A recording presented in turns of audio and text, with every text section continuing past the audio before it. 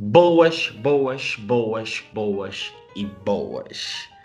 Sejam bem-vindos a mais uma reação da Moneyball Podcast. Sou o vosso host, William Azulay, e hoje estou aqui e sinceramente, gosto muito do que faço e gosto muito desse espaço. Porque, todos os dias há sempre uma notícia que cria controvérsia. E, eu gosto quando jogadores como LeBron e outros começam a falar, porque há sempre alguma coisa que me vai picar, que não vai... Vocês sabem, estás a ver aquela coisa que vocês estão a ouvir e não sai bem, não bate. E pronto. Como vocês sabem, para todos aqueles que acompanharam os vídeos que andamos a postar na nossa página, se tu que estás a ouvir ainda não segues a nossa página, não esquece de ir diretamente para lá, follow e começa a curtir o conteúdo, porque o que não falta ali é conteúdo de basquete. Todos os dias há algo novo. Não esqueças de partilhar a cena para outras pessoas. É isso, tranquilo. Relativamente ao vosso trabalho, a única coisa que a gente pede é só isso. Mas agora passando para aquilo que traz-me aqui. Então, com que o senhor LeBron esteve esta semana? Não teve esta semana. Saiu um episódio de supostamente um podcast que eu não vou fazer agora menção, e teve a falar sobre diversas coisas e algumas coisas aí que temos que conversar.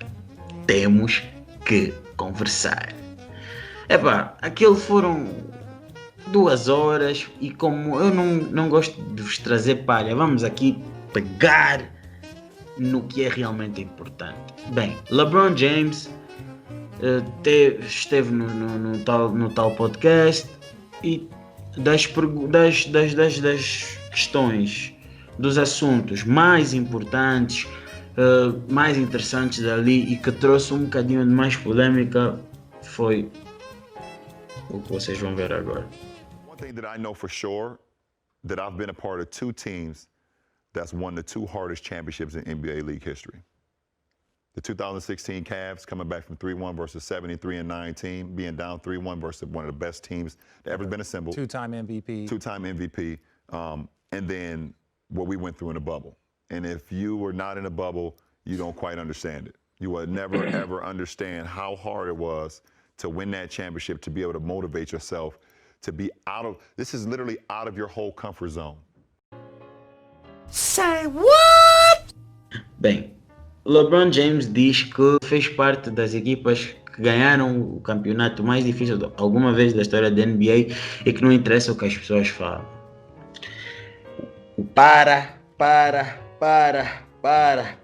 DJ, para! Vamos com calma. Quando ele esteve a falar sobre isso, ele esteve a falar sobre a sua grande vitória em 2016 com os Cavs, onde estavam a perder por 3-1 contra uns Golden State que na altura eram a melhor equipa da liga, vinham de uma excelente época, tanto que bateram o recorde dos Bulls e vieram também, do comeback, fizeram um comeback aos OKC 3-1, vocês sabem qual é a história, Game 6 Clay, KD choke, e no verão seguinte parou nos Golden State, mas pronto, isso agora não é relevante. É assim, eu até posso concordar e acho que consigo aceitar que LeBron James realmente com os Cavs, o campeonato, o título de 2016 tenha sido um dos títulos, o título mais difícil que alguma vez vimos na história da NBA, porque os factos contra factos não argumentos. LeBron James fez parte da primeira equipa que alguma vez conseguiu fazer um comeback de 3-1 numa final. Nunca houve isto na história da NBA. E ainda por cima, por ser a sua cidade, ele ser de Cleveland, ele ganhar o primeiro campeonato de Cleveland daquela forma, o impacto, acho que aí nós não podemos contra-argumentar, não podemos pôr a mão, não podemos falar muito. Mas o problema vem o que eu vou dizer a seguir. Como vocês sabem, eu sou um fanático dos Lakers, eu sou um grande adepto dos Lakers, mas por vezes temos que ser um bocadinho imparciais e honestos. LeBron James diz que o campeonato que ele ganhou esta época, né, da Bubble, entra na conversa dos campeonatos mais difíceis, e por isso ele diz que os Cavs de 2016 e os Lakers de 2020 ganharam os campeonatos mais difíceis da história da NBA. Calma aí, LeBron, calma aí, calma. É assim, se estivermos a falar de questões mentais,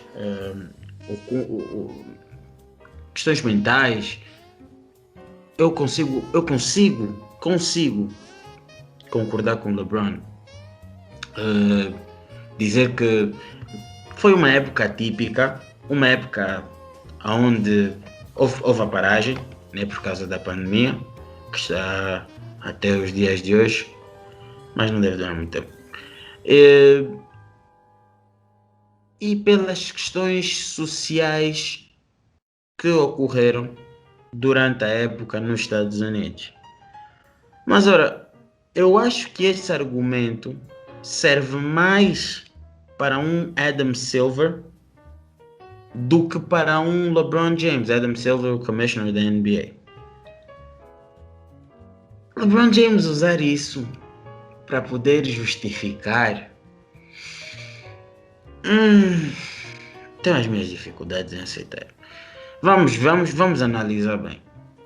Lakers jogaram contra os Portland 4-1, uma equipa que teve um percurso interessante até chegar aos playoffs, ganhou os Memphis nos play-in e quando jogou com os Lakers ganhou o primeiro jogo e muitos até diziam que os Lakers poderiam ser eliminados pelos Portland. Ora, é assim, para já os Portland eram uma equipa que tinham mídia a mais. Achei que pelo que eles estavam a fazer, a hype que estavam a receber era a mais, porque Portland, apesar de ser uma equipa ofensivamente talentosa, defensivamente tinha os seus buracos e as pessoas quando falavam disso não pensavam sobre isso. E os Lakers, para ser sincero, tinham armas mais do que suficientes para poder passar os Portland. Infelizmente no primeiro jogo as coisas não correram lá muito bem, mas lá os Lakers depois conseguiram aproveitar estas debilidades dos Portland. O resto da história vocês já sabem. Infelizmente o Damian Lillard lesionou e pronto. Depois encontramos os Rockets. Ora, Rockets, uma equipa que é sempre irritante jogar. Então, estamos a falar de Westbrook, Harden. E nem muito pelo Westbrook, porque o Westbrook nos playoffs não é uma preocupação. Mas o Harden, por causa da quantidade de vezes que o árbitro tem um apito na boca. Harden é um jogador imprevisível, mas se formos a olhar para a campanha do Harden, a melhor altura em que o Harden teve bem nos playoffs foi quando esteve ao lado de quem? Point God, Chris Paul. Bem, Chris Paul já não está lá. O Harden com os Lakers no último quarto era inútil. Inútil. O primeiro jogo lá teve bem com o Westbrook, a dupla, mas a dupla não... nada.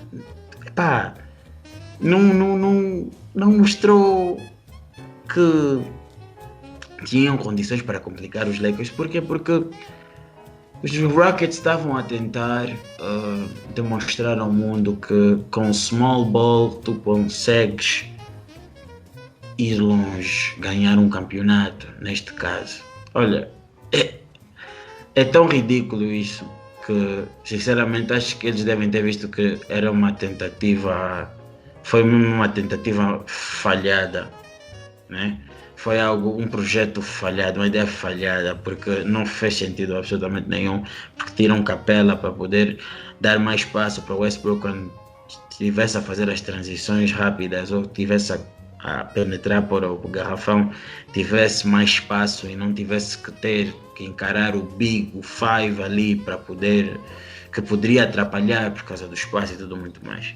Mas a questão é o seguinte, os Lakers perderam o primeiro jogo e só precisaram de fazer alguns ajustes e o Frank Vogel, muito inteligente, conseguiu fazer os ajustes certos para poder ganhar um jogo onde os Lakers descobriram o seu 5 inicial de small ball, se assim podemos dizer, para os Rockets. Os Rockets ficaram, a partir do momento em que isso aconteceu, então, muito bem jogado por Frank Vogel e muito bem desempenhado pelos jogadores, principalmente Rondo, Markieff Morris, perfeitos.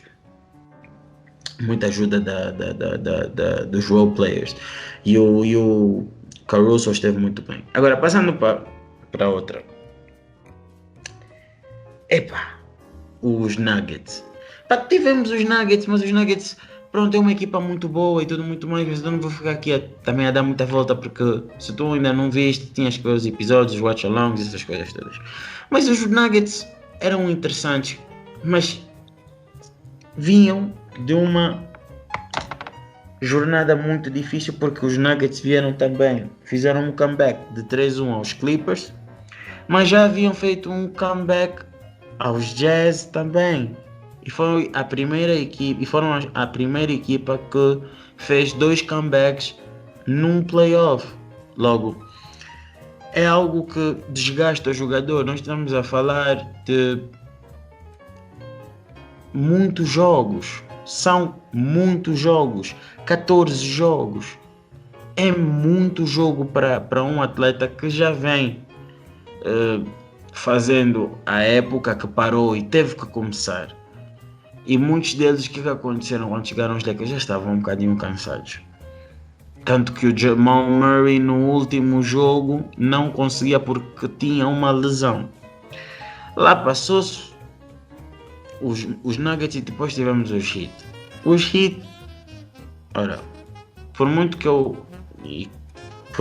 admiro os Heat, porque acho que fizeram uma temporada muito boa, surpreender muita gente. A mim não me surpreendeu, porque eu sempre disse que eu contava que aquela equipa poderia dar algum trabalho, principalmente depois de estarem numa bubble onde os jogos são fechados, não havia público e muitos daqueles jogadores jogavam na G-League e etc. e tinham noção, mas com a liderança do Jimmy Butler achava que poderiam fazer alguma coisa. Obviamente que eu nunca pensei que pudessem como é que eu posso dizer, chegar às finais da NBA, mas isto começou a tornar-se mais credível à medida que eu fui vendo os jogos. Mas chegaram com os Lakers e, infelizmente, como vocês já sabem, Bam Adebayo teve a lesão, Goran Dragic também, os Lakers tinham uma vantagem enorme ali e mesmo assim perdemos 2 jogos. Danny Green não soube aproveitar e tudo muito mais. Então, o que eu quero dizer com isso é, como vocês viram, fiz um breve resumo do trilho dos Lakers, e agora eu me pergunto, será que Desportivamente está correto o LeBron afirmar que foi um dos campeonatos mais difíceis? Não, não é. Se estivermos a falar de aspectos esportivos, não é. Porque nós temos, na história da NBA, outros exemplos. Nós temos o Kobe Bryant enfrentou e ganhou 4 equipas com 50 ou mais vitórias em 2 campeonatos, 2001 e 2010. Tivemos os Mavs em 2011, que ganharam os Lakers do Kobe na second round, ganharam o KD nas Conference Finals e o LeBron nas Finals. Hakeem Olajuwon e os Rockets de 1995, que saíram na 6ª seed, ou seja, acabaram com um recorde de 47-35 e ganhou o campeonato enfrentando 2 equipas com mais de 60 vitórias e 2 com mais de 50 vitórias. Michael Jordan, em 1997, ganhou uma equipa com mais de 50 vitórias na second round e 2 inclusive com mais de 60. Depois tivemos o Isaiah Thomas, só para vocês verem, em 89, que ganhou os Celtics do Bird, e todos nós sabemos que os Celtics estavam stacked. Tinham os Bulls do MJ, ganhou os Lakers do Magic. Epá! E depois, para pôr a cereja em cima deste bolo de crítica que eu estou a fazer, Dwayne Wade de 2006 ganhou 2 equipas com mais de 60 vitórias, estando apenas no 3º ano da sua carreira. Então, como é que o LeBron vem afirmar que ganhou os Lakers de 2020 fazem parte de um dos campeonatos mais difíceis da NBA? Não pode. Desportivamente falando, não pode. É inaceitável. Não vamos cair nesta. O correto é afirmar que ganhou o campeonato em Cleveland em 2016 e acabou. E aí estávamos conversados. Não havia vídeos, não havia reação, não havia polêmica. Mas como é o LeBron, eu gosto. E é essa a parte crítica que eu agora também vou entrar. Todos os jogadores tiveram as mesmas condições. Todos os jogadores ficaram afastados da sua família. Todos os jogadores sabiam que iam encontrar. Todos os jogadores sabiam que iriam ficar lá o tempo que tivessem que ficar. Muitos tiveram que ir a pensar que iam ficar até o final. A mentalidade tem que ser essa, se queres ganhar um campeonato. E eu vejo o LeBron, né, neste episódio a reclamar, a dizer que é difícil mentalmente. Eu acredito que seja, mas depois ele vem dizer que não, a minha rotina e tudo mais, porque eu tenho um chefe e tudo mais. Epá, para aí, DJ, para aí. Então, com tantas reclamações que podias fazer, estás a me falar do chefe? Ok, a nutrição tudo bem, mas a NBA nunca iria fazer uma competição continuar, né, na bubble, na bolha, e não se preocupar com a alimentação dos atletas. Nós vimos em vlogs, tipo do Javel McGee e outros, em que ele mostrava na altura de comer. Se era das melhores, não. Mas a minha pergunta é, ele está a falar de chefes de cozinha, está a falar de coisas, mas o que é que... Epá, isso não faz sentido, epá. Eu acho que, epá, ele perdeu-se por completo aí, e o argumento que ele quis usar, que é das questões sociais, das questões da pandemia e tudo muito mais, é um argumento correto, mas é um argumento que não se enquadra na pessoa certa. É um argumento que por acaso podemos usar para o Adam Silver dizer que ele é o melhor commissioner da NBA, porque ele conseguiu, numa das épocas mais polêmicas, se não a mais polêmica, eu não sei, conseguiu contornar a situação. E tivemos condições, vimos, para dar bubble excelentes. Então, esse argumento do LeBron, esquece. E agora, segundo ponto, e é o último ponto, e é por isso que eu estou aqui. vimos o Kyrie Irving, vimos ele a falar sobre o Kyrie Irving, em que o Kyrie Irving disse que o LeBron, que é a primeira vez que ele estava numa equipa e que estava numa equipa e que ele poderia contar com é a primeira vez que ele estava numa equipa que ele poderia contar com outro jogador em clutch moment para fazer aquele determinado shot, o game winning shot, o lançamento dos lançamentos dos pais. E o LeBron disse que não gostou. Concordo, estou a 110% com ele. Eu acho que o Kyrie aí errou. O best option, ou seja, a melhor opção, dizer que tu sempre foste a melhor opção para os últimos momentos. Bem, isso aí eu não posso dizer que era ou não era, porque é a opinião dele, é o que ele achava, né? Acho que todos nós temos que saber também que Kyrie não era qualquer um. Mas agora, quando ele diz que LeBron James era, como é que eu posso dizer? Não era uma pessoa que ele poderia contar. Oh, não, isso aí já é um problema. O próprio LeBron diz que sentiu-se magoado e tem motivos para sentir magoado. Mas também, vamos ser sinceros, né? LeBron James também tem as suas falhas. LeBron James é daquele tipo de jogador que nos últimos instantes não gosta de ir para a linha de free throw. Nós sabemos que quando é go to time, ao tempo mesmo tá ali, estás mesmo mal e precisas daquele ponto em termos de free throw, o LeBron não é a pessoa indicada. Quando, por exemplo, temos aqui uma estatística, tipo os últimos 5 segundos de determinados jogos onde tu precisas para ganhar. O LeBron tem 11 de 19, ou seja, 57,9%. Isto já inclui quarto e overtime. E isto é a segunda pior percentagem de free throws falhados, né, em esses tipos de momentos.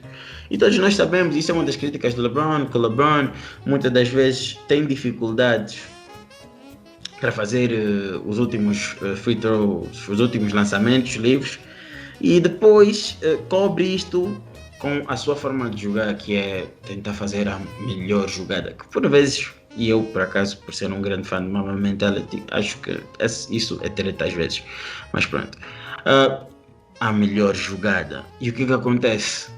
Temos situações como o jogo 3 de 2017 em Cleveland, onde o LeBron estava, e os dois Cavs, né, estavam a ganhar por 2 pontos aos Golden State Warriors, e ele tinha a possibilidade de fazer o ponto e preferiu dar a bola para Kyle Korver para fazer o lançamento, estando eles 2 pontos à frente.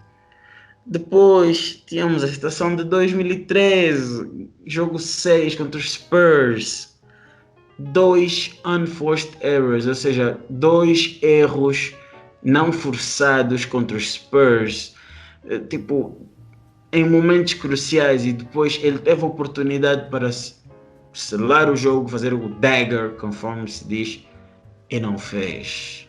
E quem é que resolve o jogo? Ray Allen. E começou tudo. Bem, o que eu quero dizer com isso é, eu posso buscar inúmeras situações que vão dizer que o LeBron James, se calhar dentro daquilo que o Kyrie Irving disse, não faz sentido, mas também posso buscar aspectos positivos para poder dizer que o Kyrie Irving estava errado, porque embora eu não concordo muito com tudo que a estatística demonstra, a estatística mostra que o LeBron James é dos jogadores com mais game winning shots, ou seja, é o jogador com mais lançamentos em jogos decisivos nos playoffs. E o Kyrie dizer que o LeBron James não é uma opção é ofensivo. Só para vocês terem noção do que eu estou aqui a dizer. Vou buscar aqui dados que não vão lá muito a favor do Kyrie. Independentemente do ano ser diferente, é só para vocês terem noção de como é que podemos também defender que o LeBron James é clutch. Na regular season, ele nos últimos 5 minutos, que é normalmente a definição de clutch, para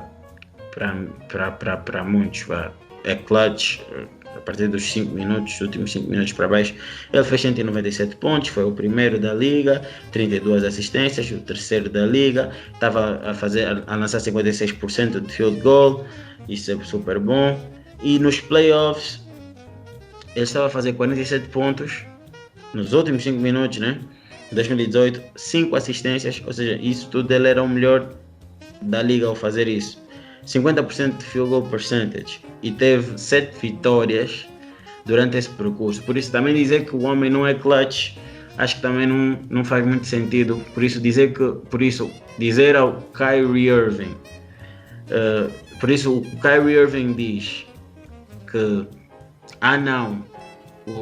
eu estou agora com KD, eu sinto que aquele jogador é o melhor jogador para poder fazer aquele lançamento. Eu acho que o Westbrook também não concorda lá muito com isso, porque eu me pergunto onde esteve o KD naquela sequência de jogos contra os Golden State Warriors, onde os Golden State fizeram um comeback de 3-1 e todos nós sabemos que o Kevin Durant underperformed, não esteve nos seus melhores nem em performance defensiva nem ofensiva, a lançar extremamente mal e a perder a bola em momentos determinantes. Por isso, eu acho que o Kyrie deveria ter um bocadinho de mais calma, e eu acho que é por isso que nós depois acabamos por ter essas polêmicas todas, porque o LeBron James e Kyrie Irving nunca foram ao certo amigos, eles nunca foram, mas sempre houve aquele respeito, pelo menos a tentativa de respeito por parte do LeBron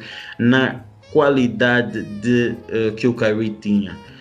Agora, quando o LeBron vem me dizer que tentou fazer do Kyrie MVP da liga, isso pode-se também dizer que não, é tudo conforme se diz, mano a mano, é treta. Porque muitos vão dizer, não, é verdade, porque o Kyrie acabou aquele ano a fazer mais shots que o LeBron, mas uma coisa não leva a outra, uma coisa não tem nada a ver. E ao mesmo tempo, como pode ser verdade, mas é aquela, no final do dia, são dois jogadores polêmicos que têm que parar. Todos nós sabíamos que o Kyrie iria acabar de sair dos Cavs quando ele ouviu isto. Mami. Tristan called LeBron a great father after the Chicago game. What? Yes, he did. Great father. Oh, a great father. Oh, I thought he's. No, I'm bad. I interpreted that completely wrong. I thought you said he was a great father to him. I was like, what? Called him a great father. So what type of parental role has he played for you and your teammates, LeBron? Oh, okay. So you. Parental role. Honestly, I'm. He's. I don't know how to really answer that question. He's been a great leader for us. I have one father. That's my dad, Drederick Irving. Exato. Como vocês viram, esta foi a reação de algumas das declarações do LeBron James. E fiquem fixos, estamos juntos, tranquilos, puros, fiquem bem, sigam a página, estamos juntos e foi. Luquene não sabe nada do basquete. And now the man, the myth, the legend, LeBron James. LeBron, you've been known to say, don't talk about it, be about it. And you were all about it in that fourth quarter. there's only 2 teams that can advance to the finals every year. So we're going to enjoy it tonight. But we understand that we got bigger fish to fry. We understand there's a bigger goal. But we can't take this for granted because this doesn't happen every year to anybody.